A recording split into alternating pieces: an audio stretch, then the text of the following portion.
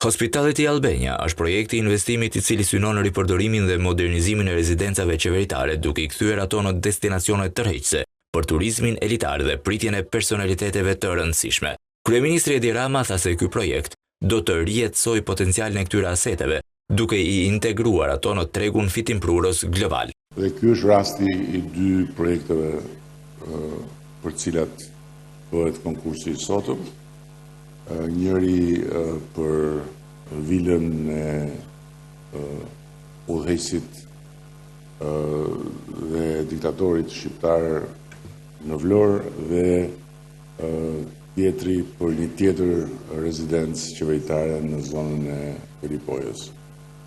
Është një rrugë e re që ne po i shkelim, besoj unë, me sukses, por mbi të gjitha ku po praktikisht shikojmë potencialin e madh që ka vënia në shfrytëzim e aseteve shtetërore për ta përfshirë publikun përmes shtetit si një palë interesuar.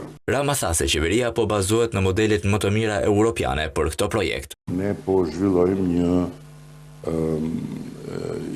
infrastrukturë të re faktikisht financiare për shtetin, duke u bazuar tek modelet më të mira në Europë, që janë modelet si motrave të agjencisë të korporatës shqiptare të investimeve, dhe që në Itali apo në Spanjë zotrojnë asete dhe